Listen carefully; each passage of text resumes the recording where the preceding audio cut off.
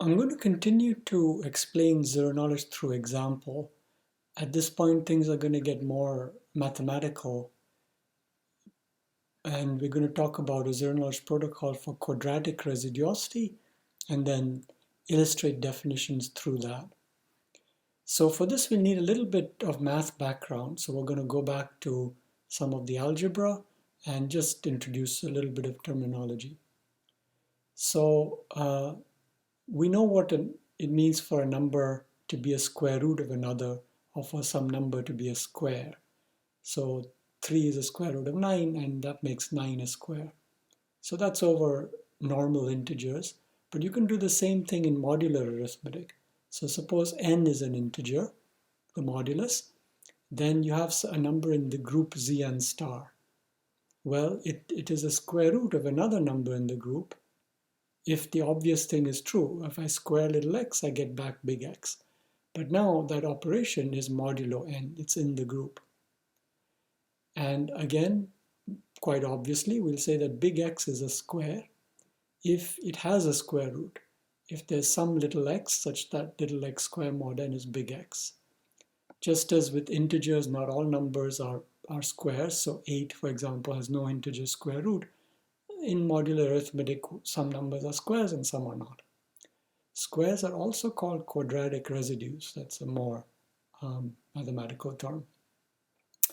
Having fixed this modulus, let's define a few sets. This is the set of all square roots of x relative to n. What that means is that look inside the group Zn star, to which big X belongs, and collect all the little x's which when squared give you back big X mod n. There could be no such little x's. That would happen if big X is a non-square. Or if x is a square, well, there may be many of them. And again, that's familiar from the integers where 9 has 2 square roots, 3 and -3. Since not all big X's are squares, we'll collect up into this set all the ones that are. We write that formally as saying the set of square roots is non-empty to put X in this set. We call it the set of quadratic residues. This is parameterized by the integer n because all this is modulo n. Here we collect up, and this we call the language of quadratic residues, all pairs n and x, where x is a square mod n. Okay, so we have these 3 sets. Let's play with the little examples to illustrate that. So we've often used in prior chapters the case where n is 11, because then Zn star is just the numbers 1 through 10, the fingers on our hand, and it's kind of fun to see that those very familiar numbers have some properties we may not have seen before. So what I did here is I wrote on all possible x's in Zn star, and I just squared all of them. Of course, squaring is mod 11. So 1 squared is 1, 2 squared is 4, 3 squared is 9, 4 squared is 16, 16 mod 11 is 5, 5 squared is 25, 25 mod 11 is 3. Now you notice that after this, things repeat backwards, and you would expect that. Why? Because 6 is the same as -5 mod 11. 7 is the same as -3 mod 11. Any two numbers which add up to 10 are negatives of each other. Or add up to 11, I mean, are negatives of each other. Okay, what can we glean from this table? The 5, look at the number 5. Well, is it a square? What tells you it's a square is that it appears in the second row. So it's here. What are its square roots? 4, but also 7, because both of them squared give you 5. What about the number 6? Well, it doesn't appear here at all. It's not a square, hence, and so the set of square roots of that is the empty set. What are the quadratic residues mod 11? They are whatever appears here. So that gives us 1, 3, 4, 5, 9. There's a bunch of facts about arithmetic on squares in Zn star, which are kind of intuitive and worth writing down since we'll use them. So this says that if we fix the modulus n and take some big X, we want to know whether it's a square or not. That happens if and only if its inverse is a square. So remember, in this group, every point has an inverse. So whether X is a square or not is equivalent to whether its inverse is a square or not. Also, similarly, if little x is a square root of big X, then the inverse of little x is a square root of the inverse of big X. Now again, these are kind of obvious if you think about normal arithmetic, and the facts are saying they transfer to modular. Okay, so I recall at the top these three sets. Now, while we could pursue all these zero-knowledge protocols at this point, just given those definitions, some of the things that make them interesting relate to the computational complexity of these problems. And so we'll just say a little bit about that. If you look at this language of quadratic residues, suppose I ask you to test membership in it. That means I give you a pair n in X, and I ask you, is it in the set of quadratic residues? Can you determine, in other words, whether big X is a square mod n? And it turns out there's no known fast algorithm to do that. There's no polynomial time algorithm we know of that's able to solve that problem on all instances. Why is this interesting here? Because now if Peggy makes a claim, look, I have a pair n comma x and it belongs to QR, Vic finds that claim interesting because he couldn't test on his own that it's true. He needs Peggy's help to determine it. Another problem you could consider is I give you a pair n and x, which I know now to be in QR. That means I know that big X is a square mod n, so it has square roots mod n. But I ask you to find them. Go find a square root. It turns out again that this is not easy. In general, for arbitrary n, we don't have such a algorithm, a fast algorithm to do this. Now, it turns out that some cases are easy. For example, if big N is a prime, you can easily find square roots or determine whether something is a square or not. And if you have the prime factorization of big N, you can also do these kinds of things. We can contrast them with another problem, which we'll also see arising. Suppose I give you just a modulus, and I just say, find me a square. I don't care what square it is, just give me a number that's a square. Well, there's many ways of doing that. Certainly one is I just say 1, because the number 1 is a square. But something a little more interesting is that I can pick a random point in Zn star and square it and give you that back. And by that method, I kind of generate squares with equal probability across the set of all squares. And that will be useful for us. So what is our goal here? It's to enable Peggy to prove quadratic residuosity. What that means is that these parties both have as input a pair n and x, modulus, and some big X and Zn star. And Peggy is claiming that this pair actually is in the language of quadratic residues, meaning big X is a square mod n. She has evidence for that. She actually has a square root. She knows a little x whose square mod n is big X. So the protocol now is supposed to convince Vic that big X is indeed a square mod n, but it doesn't want to reveal little x. So Vic, remember, outputs a Boolean decision. We say he accepts if the output's true. So as we discuss this, it's maybe worth clarifying what we mean by a protocol. So a protocol is the steps that we as designers ask the parties to execute. It's just an algorithm. Like when we had cryptographic schemes, we had algorithms for, let's say, encrypting a message and decrypting it. The protocols are the equivalent of those for Peggy and Vic here. But parties need not follow them. We call them honest if they execute the algorithm or protocol we prescribed, and cheating if they don't. In the setup we have here, the verifier is always honest, but whether the prover is honest or not depends on what condition we're interested in.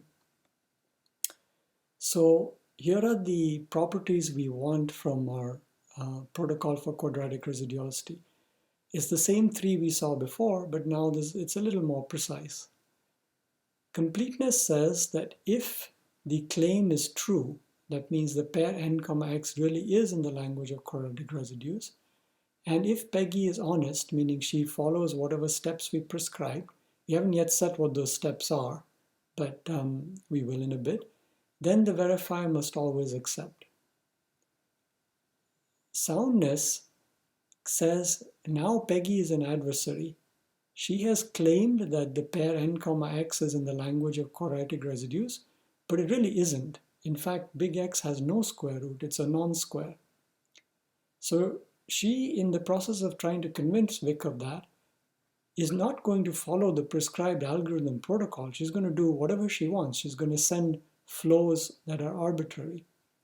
Nonetheless, the verifier should not accept, except with some probability, say a half. That shows that the proof is convincing, which we call sound.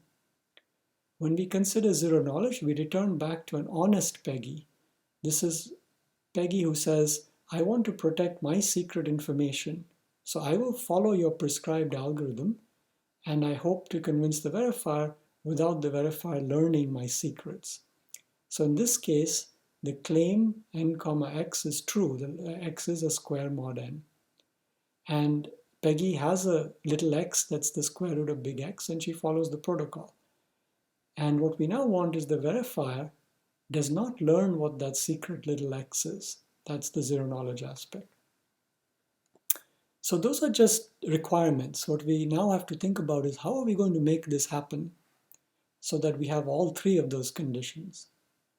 So let's start with something naive.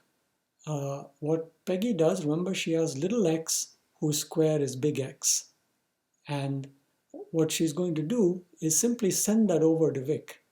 I will write it as this to change the name of it, but she sends him the X value. What he does is check that it really is the square root of big X, which is easy. He can just square this value mod n. That's a simple operation that takes linear time in the number of group operations.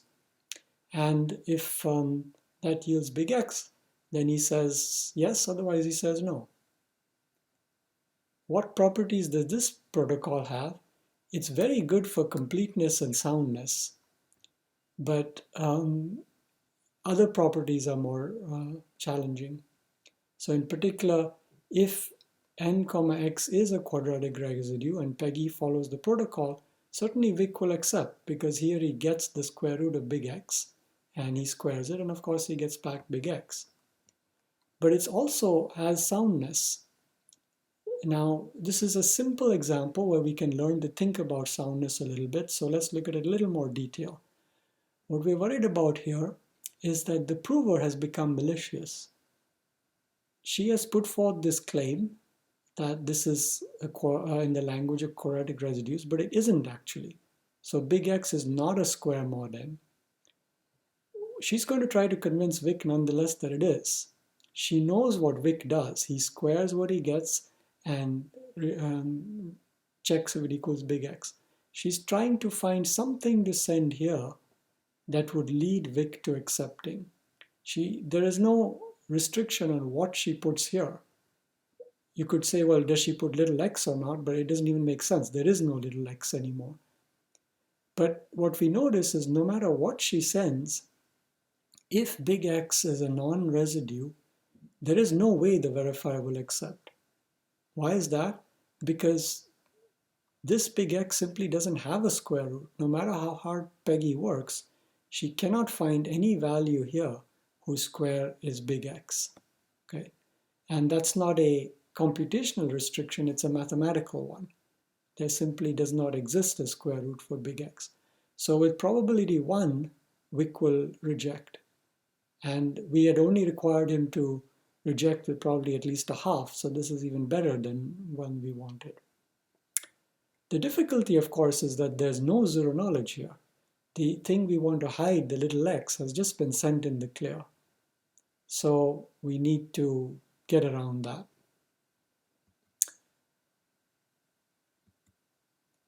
Now, the way we're going to do that is to break the claim that big X is a square up into two subclaims via something we call splitting. So let's write big X as a product of two things. One we call commit, CMT, the other we call Y. So fine, we write it like that. Now, if we know that big X is a product of two things, it turns out there's some nice facts which enable us to reason about whether or not big X is a square. So what the first statement is, it says, suppose both this and this are squares. Both belong to the set of quadratic residues mod n. You're then guaranteed that big X is a square. Right? So somehow knowledge about the quadratic residuosity of these two things transfers over to big X. Just take the contrapositive of that statement. It says if big X is a non-square, then either this is a non-square or this is a non-square. Right? And that's just the logical contrapositive. How is this going to help us? We'll see that in a little bit. Maybe we can first just briefly discuss the justification of these claims. Informally, it's really trivial. All it's saying is, well, why is big X a square if both of these are? Well, because the square root of big X is just the product of the square roots of the other two things. So if this value exists and this value exists, then so does this value. You can also go through a more careful proof, which really reflects the definitions. So if you know that commit is a quadratic residue, then you can find a little c such that c squared mod n is this. Similarly, if we assume that big Y is a quadratic residue, we can write it as little y squared for some little y. Now take the product of these two square roots c and y, and notice that that's a square root of big X. Why? Clearly, if you square w, you get c squared y squared, which is this times this, and this times this we assumed was equal to big X. So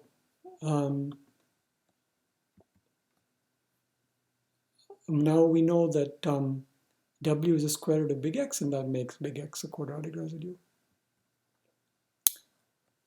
Okay, so we are now going to use this splitting capability for a zero-knowledge protocol. So the setup, remember again, is that both parties have the claim big N and X. Peggy is claiming that this pair is in the language of quadratic residues, and if her claim is true, she has a square root little x of big X, but she doesn't want to reveal it. And we're going to create a 3-move protocol. Unlike our prior protocol where there was only one interaction, now Peggy will send something called a commitment, Vic will send something back called a challenge, Peggy will send something called a response, and only then will Vic make a decision. So at a high level, what Peggy does is she splits up this big X as commit times Y for some values that she's going to choose in some way. And as this shows, she sent over commit. At that point, Vic also knows Y, since it's just X times commit inverse. And then she makes two claims. She claims that both commit and Y are quadratic residues. Now, if she's able to prove those claims, then by our prior arguments, she's done, because we saw that if both those are true, then big X has to be a quadratic residue. However, the trick to make it zero-knowledge is that Vic isn't going to check both these claims. He's going to pick one at random and ask Peggy to prove it. So he's going to say, okay, you're making two claims that commit is a square and Y is a square. I'm going to spot check that. I'm going to say, pick one of the claims, 0 or 1 at random, and now prove me that one. Peggy delivers the proof in the obvious way, actually. She just sends a square root of whichever object respected is requested. If Vic says prove this is a square, she sends its square root. If he says prove this is a square, she sends the square root of that. Of course, we'll have to set things up so that she has these values. But the neat thing about this is that you get the kind of properties we want.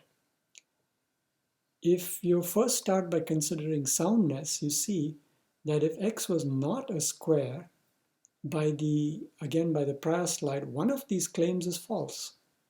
So that means that when Vic makes a random choice, with probably half he'll pick the one that's false. And then Peggy is stuck. There's just nothing she can do to reveal a square root. So probably half cheating will be caught.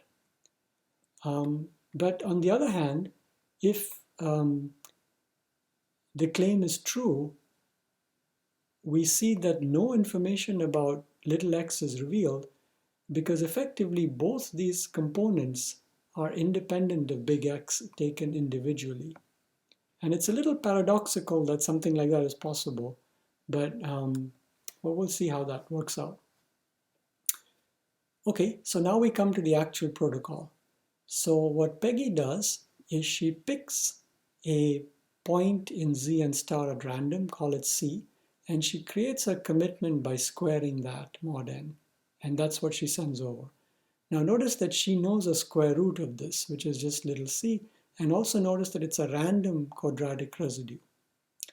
At this point, Vic gets this, and it's quite meaningless in the sense it has no relationship to n or x.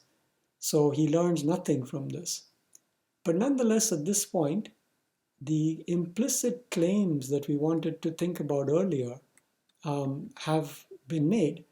In other words, at this point, Peggy is implicitly saying, I'm claiming this is a square, and I'm claiming that x times this inverse, which we call y, is a square. So Vic now is saying, I'm asking you to establish one of those two claims. And she can do that. How does she do that? Well, she needs to send a square root of this, if he picked that claim, and a square root of x times this inverse, which is y, if he picked the other claim. You can encapsulate those into one equation. So look at the quantity commit inverse times x to the power the challenge. If the challenge is 0, that's just commit inverse. If the challenge is 1, it's commit inverse times x. So those are the two quantities in the claim, the two that we want to check are squares. Vic is picking one of them at random by sending this. And what Peggy does is she constructs this object.